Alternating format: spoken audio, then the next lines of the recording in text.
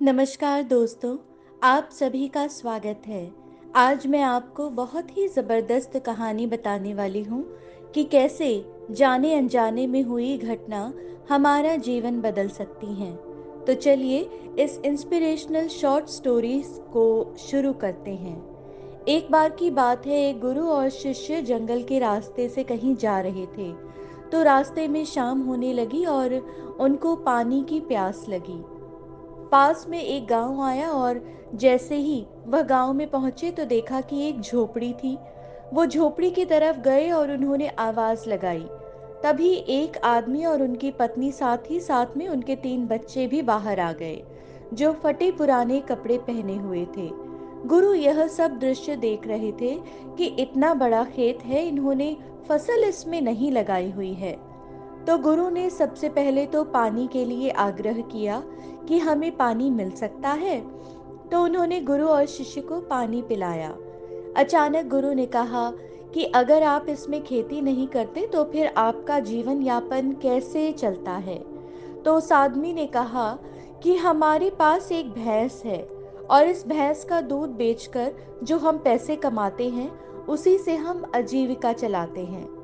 गुरु ने उनकी इस बात को ध्यान से सुना और उनके बीच में कुछ देर तक बातचीत हुई।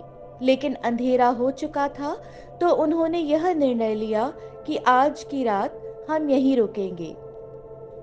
लगभग मध्य रात्रि के करीब गुरु ने शिष्य से कहा कि हमें इस भैंस को ले जाना होगा और इस भैंस को ले जाकर कहीं जंगल में छोड़ना होगा। तो शिष्य ने सोचा कि इस तरीके का गलत काम भला मैं कैसे कर सकता हूँ। अगर मैं इस भैंस को लेकर के जाऊंगा तो यह आदमी बाद में अपना जीवन यापन कैसे करेगा। लेकिन गुरु का आदेश था, उसको करना पड़ा।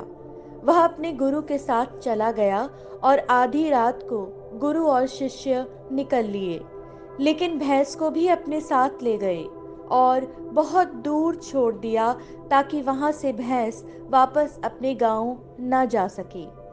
तकरीबन 10 साल बाद जब वह शिष्य भी गुरु बन चुका था और दीक्षा देने का काम भी करने लग गया था, तो उसने सोचा कि 10 साल पहले मुझसे जो गलती हुई थी, क्यों ना मैं आज उस गलती को सुधार लूं और मुझे उस आदमी के पास जाना चाहिए।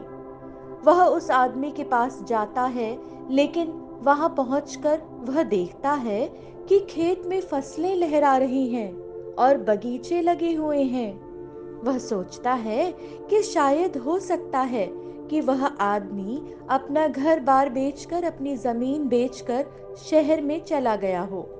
लेकिन तभी अचानक वह आदमी आता है और उस गुरु को नमन करता है कि मैंने आपको पहचान लिया है।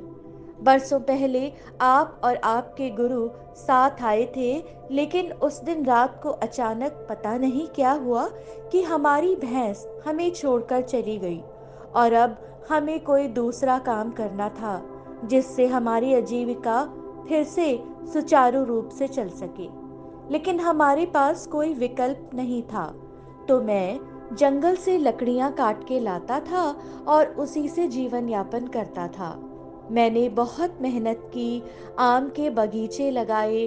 धीरे धीरे आम के बगीचे से लोग आम खरीदने लगे और धीरे धीरे मेरा आम का बागीचा बड़ा होने लगा और मुझे अच्छे खासे फल और उनसे पैसे मिलने लगे और मेरा बिजनेस बढ़ता चला गया, मेरा काम बढ़ता चला गया।